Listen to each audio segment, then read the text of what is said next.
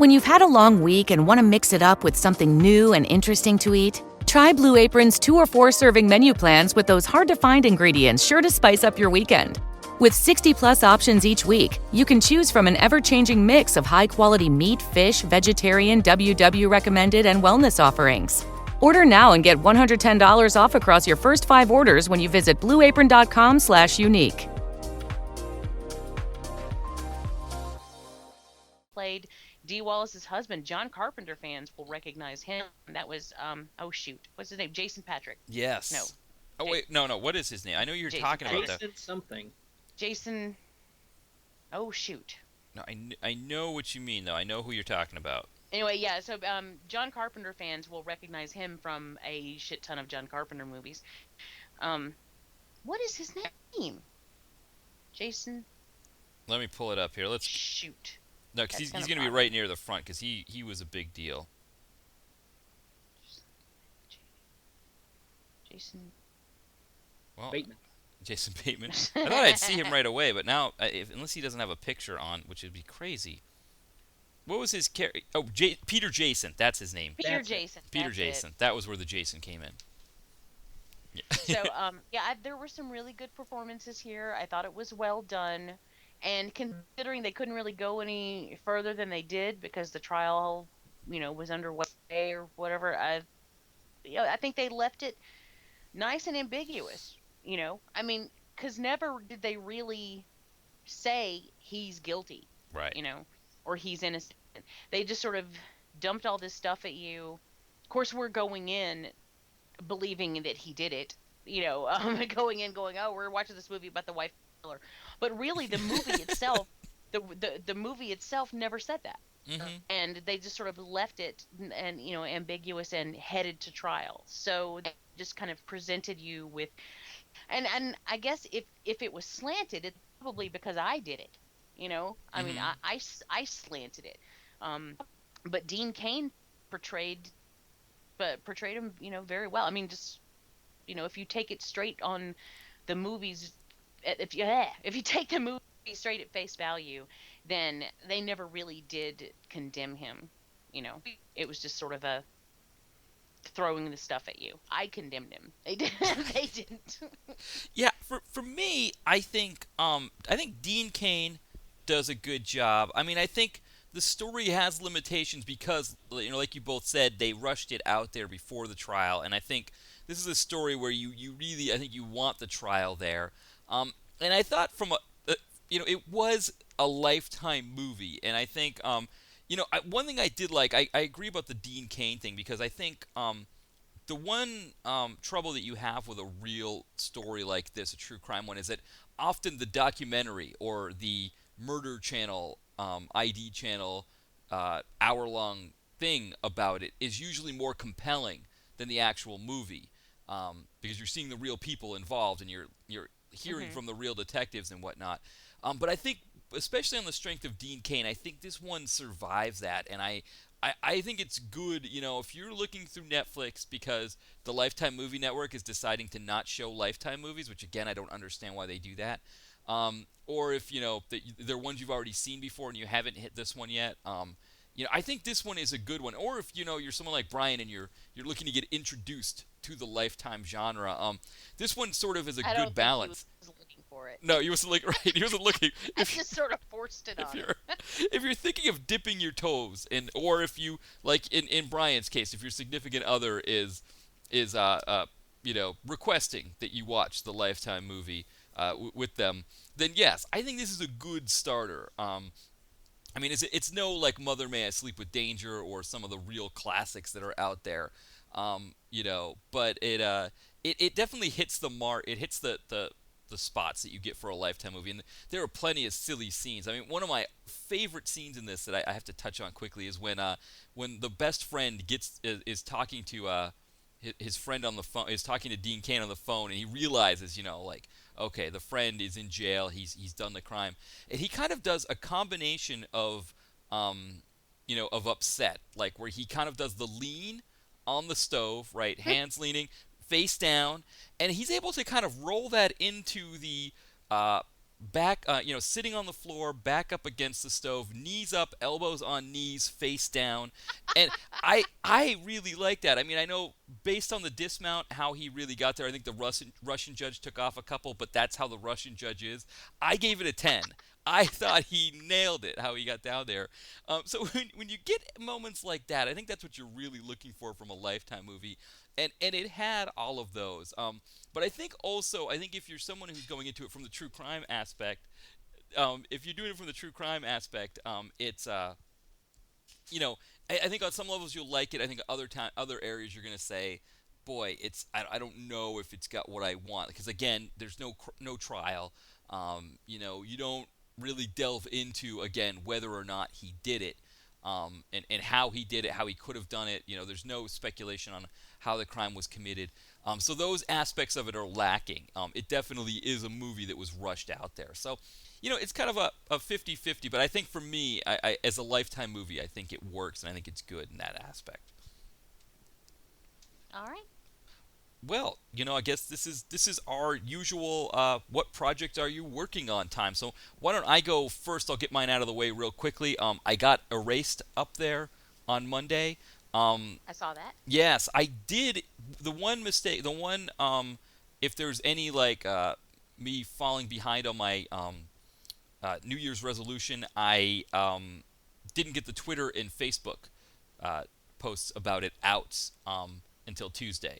But the post itself was up on Monday, so I'm still holding true to that New Year's resolution to get at least one post up a week. So I don't know what we got in store for next week, but it'll probably be something that we've covered on the podcast here recently. Well, good for you. Keep going. Yes. Now, one thing I'm kind of excited about, Jamie, you're always bringing up some of Brian's writing projects and things he's doing, but it's great to have him on the show and actually be able to, promote some of the projects on here as well. Yeah, that's a good point. Okay. What am I doing? Okay. Currently, I am working on a new anthology for Dark Regions Press. I am the managing editor of their new weird fiction line. This is going to be another book in that line. It is my follow-up to the book I did for them last year called World War Cthulhu. It is another Lovecraftian horror anthology. And so far, I've just started reading the submissions, and I'm getting a lot of great stuff for it.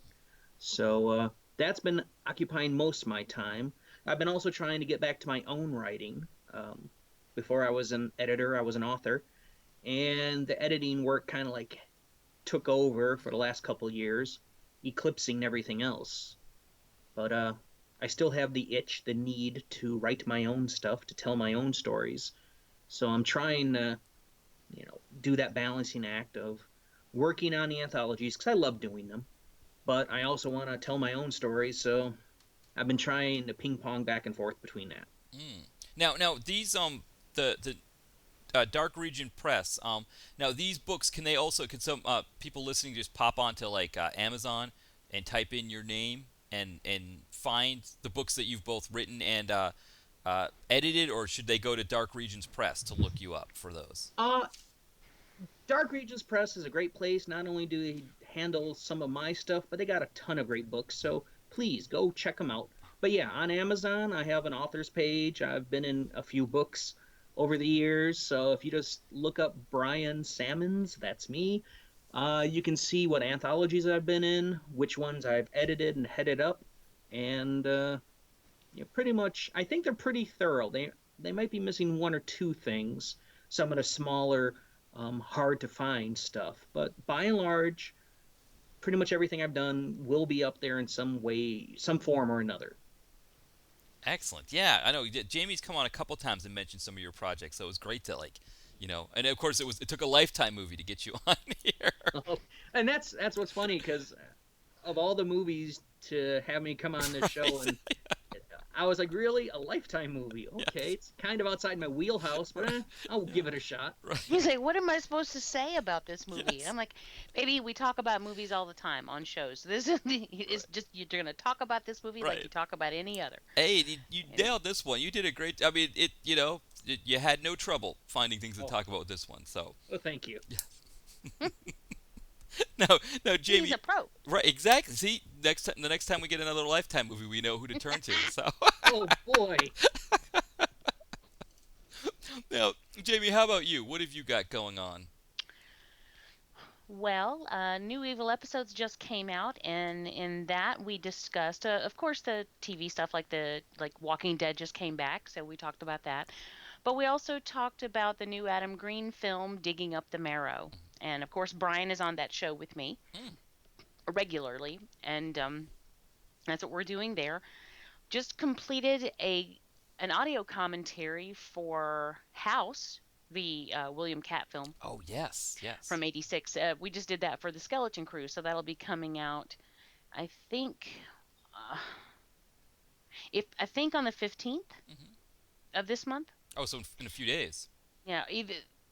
Yeah, I think that's right. Okay. I think it's going to be on the 15th, if not the first. I don't remember. It's one. It's either coming real soon or coming in a little while. Cool. And on Devour the Podcast, we took a break from our usual discussion, or our usual. We had been running through all the Friday the 13th films, as I've been talking about, but we took a break from that to team up with another podcast, Horror Bowl. Mm. That's HORRORBULL. And we all had a big discussion about The Town That Dreaded Sundown, the 2014 film that was a follow up to the original film, and not a remake. Mhm. It was billed as a remake. It was talked about as a remake and all that, but it's really not a remake. It's more a sequel than a remake, a follow up, if you a continuation even, but it is not a remake. So, but it is excellent, and I highly recommend that. So, if you are speaking of true crime, if you're at all interested in the Phantom Murders of Texarkana that took place in the 40s, then this is sort of a fictionalized what if they started up again kind of thing. Mhm. But I think it's much better than the original film, which was the actual story, sort of. Because even that one was fictionalized in a lot of like the filmmaker for that just took some facts and then threw a bunch of his own stuff on top of it. So Mhm. anyway, good movie. So that's what we talked about there, and I think that might be where I am right now. Perfect. Yeah. Well, that's you're kind of back in the swing now. You're getting the full assortment of podcasts now. We're back. Right. You're back on the full plate.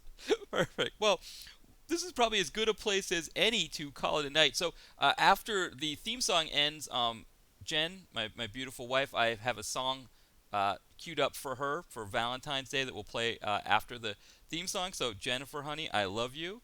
Um, and Jamie and Brian, excellent.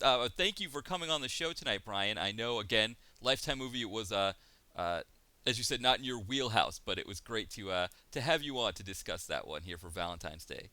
Oh, happy to be here. Anything for my baby. That's right. Well, thank you for joining us, baby, and happy Valentine's Day. I love you. Happy Valentine's Day, baby. I love you. Excellent. Perfect. So why don't we'll wrap it up there with some nice love after talking about this horrible crime that we had here earlier in the film. Right. So, thank you all for listening, and we'll see you next week with something a little less lifetimey, I guess. Bye.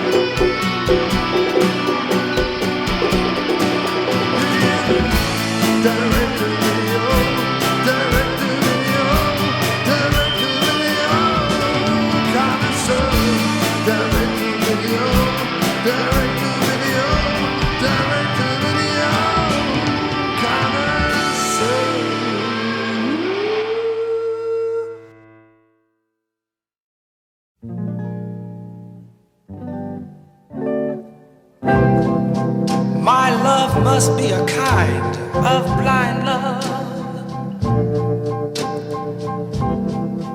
I can't see anyone but you.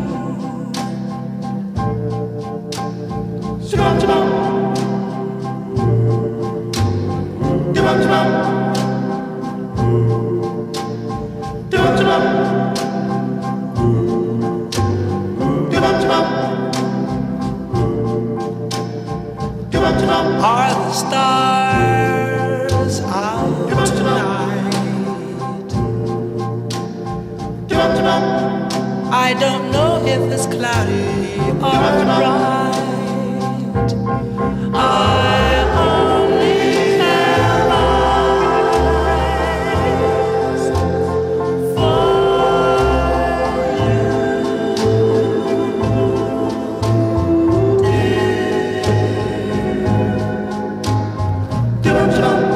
the moon may be high,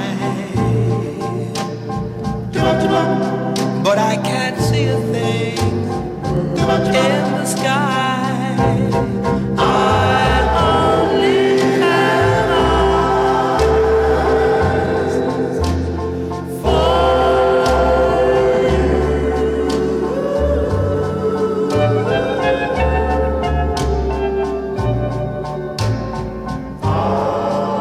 I don't know if we're in a garden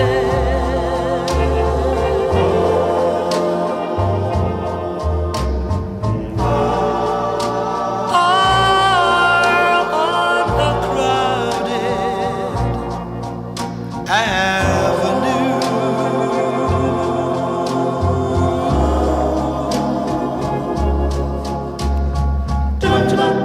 You are here, and so am I.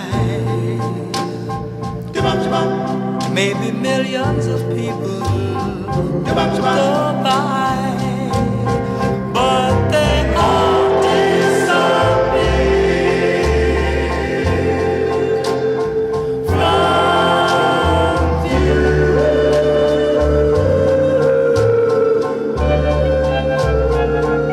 And I only have eyes for you.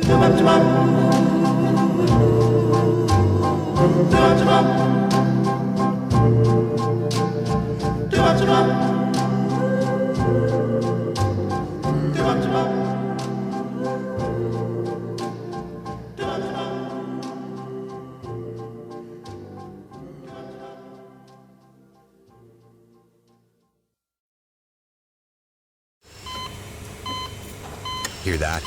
That's the sound of a patient whose health data is protected from a cyber attack. And that's the sound of a financial system that's digitally secured from bad actors. Right now, there's an invisible war being fought on a digital battlefield that impacts what we do every day. That's why at Peraton, we do the can't be done to help protect the vital systems we rely on. Because if we don't, the alternative is unimaginable. Peraton,